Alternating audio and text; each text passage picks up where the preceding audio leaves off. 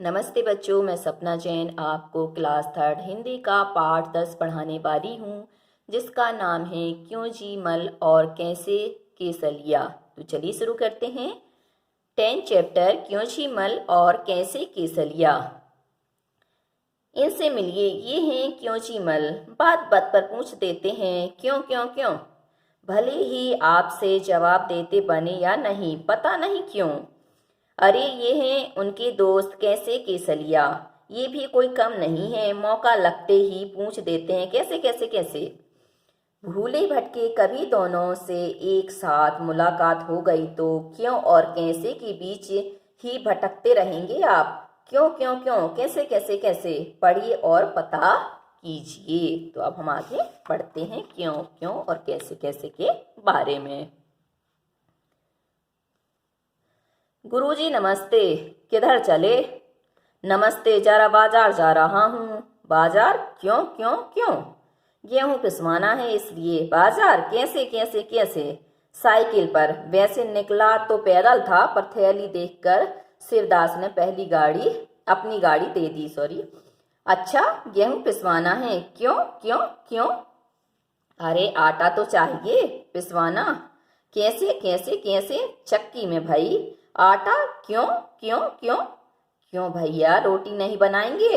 रोटी कैसे कैसे कैसे। अरे आटे को सानेंगे, बेलेंगे, तवे पर पकाएंगे, आग पर फुलाएंगे, सानेंगे। क्यों क्यों क्यों।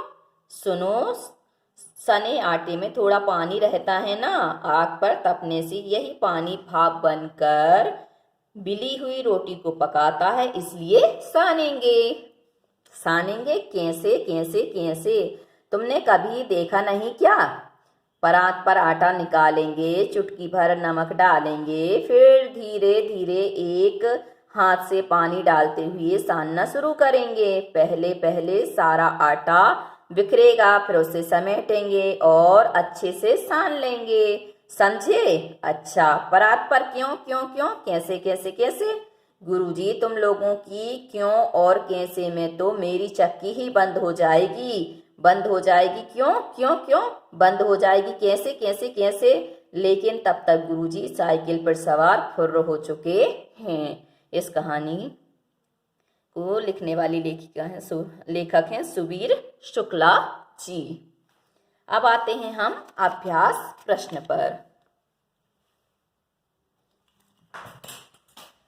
तुम्हारी समझ में क्या आया। गुरुजी थैली में क्या लिए जा रहे थे। तो गुरुजी थैली में गेहूं लिए जा रहे थे। क्यों जी मल और कैसे केसलिया से मिलने पर तुम दोनों के बीच में क्यों भटकते रह जाओगे।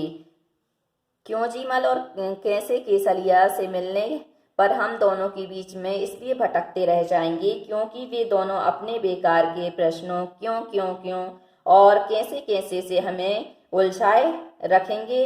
उन प्रश्नों का कभी अंत नहीं होगा। शिवदास ने गुरुजी की थैली देखकर अपनी गाड़ी क्यों दे दी।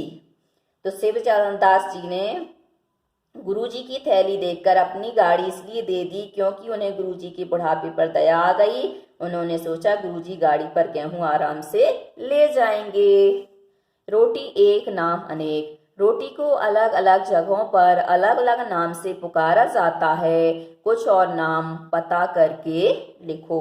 जैसे रोटी, चपाती, फुल्का, नान और उसी का रूप होता है पराठा।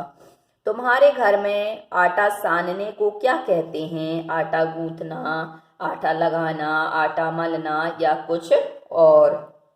तो हमारे यहाँ पे क्या बोलते हैं, आटा गूंथना। गुरुजी कौन से आटे की रोटी खाते थे। अपने साथियों, घर के बड़ों से पता करो कि क्या किसी और चीज की रोटी भी बनती है। उनके नाम लिखो। यदि उसका दाना या बाली मिलती है तो उसे अपनी कॉपी में चिपका दो। तो गुरुजी गेहूं के आटे की रोटी खाते थे। गेहूं के अलावा ज्वार, बाजरा और मकई के आटे की भी रोटी बनती है। और आप बालियां लेकर चिपका सकते हैं प्रोजेक्ट में।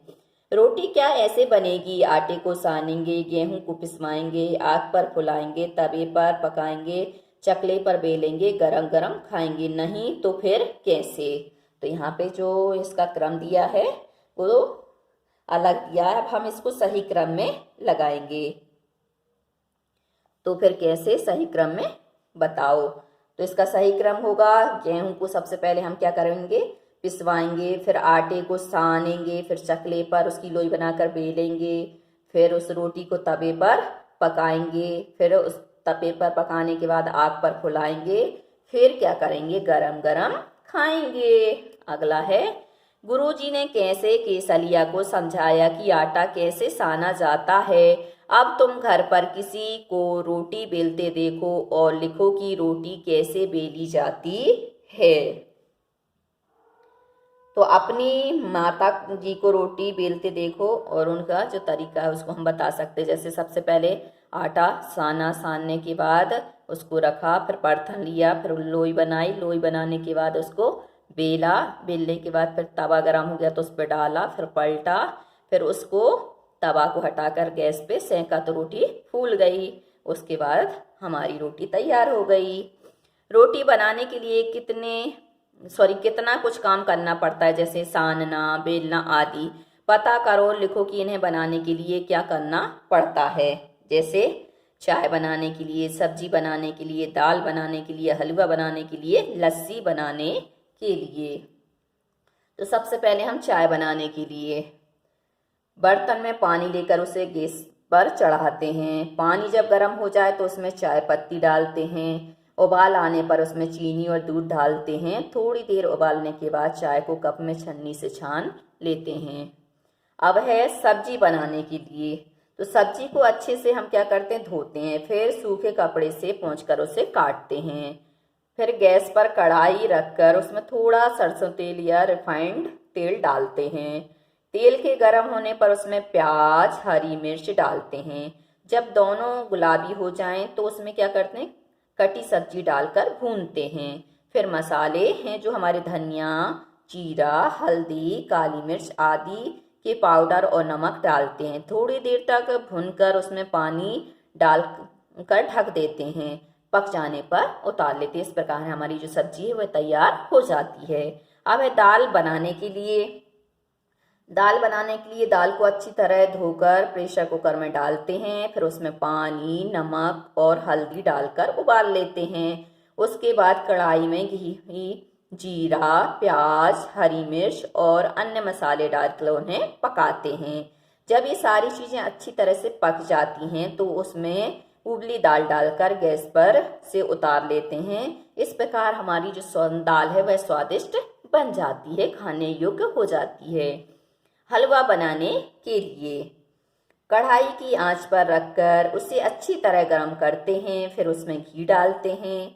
उसके बाद बेसन या सूजी डालकर धीमी आंच पर भूनते हैं। जब बेसन या सूजी गुलाबी दिखने लगे तो उसमें पहले चीनी फिर पानी डालकर तेजी से चलाते हैं।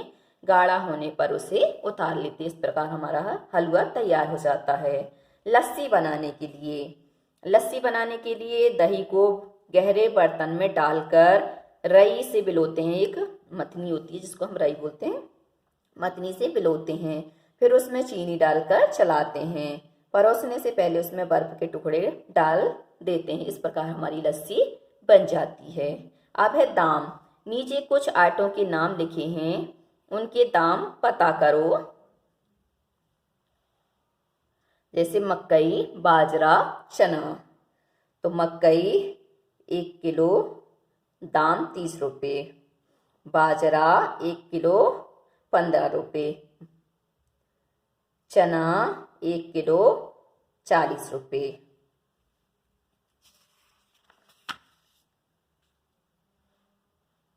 अब है आसपास। हम गेहूं पिसवाने आटा चक्की पर जाते हैं। हम इन कामों के लिए कहाँ जाते हैं?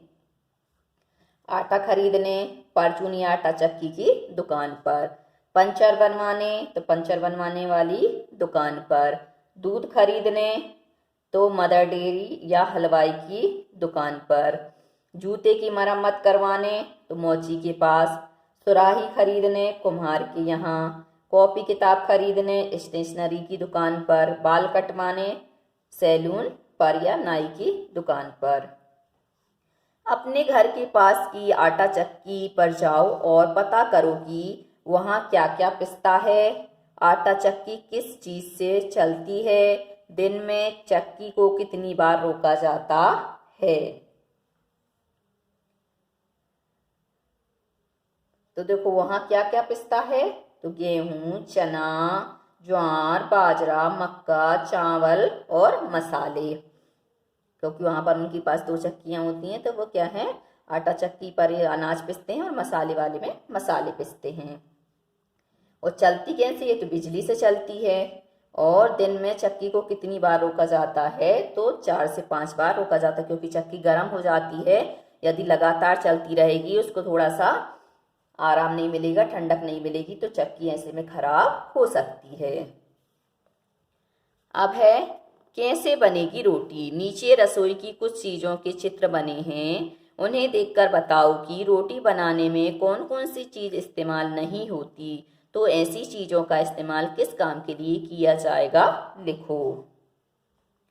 सामान का नाम और इस्तेमाल। सामान का नाम जैसे चकला, बेलन, कप प्लेट, कढ़ाई, चिमटा। अब यहाँ पे चकला बेलन का रोटी बेलने में, कप प्लेट का चाय पीने में, कढ़ाई का सब्जी बनाने में, चिमटा का आग पर रोटी फुलाने में। तो बच्चों आज के लिए सिर्फ इतना ही। यदि आपको हमारा ये वीडियो पसंद आया है तो लाइक कीजिए, शेयर कीजिए, सब्सक्राइब कीजिए तथा इस पाठ से संबंधित कोई भी प्रश्न है तो नीचे कमेंट्स में पूछ लीजिए। धन्यवाद।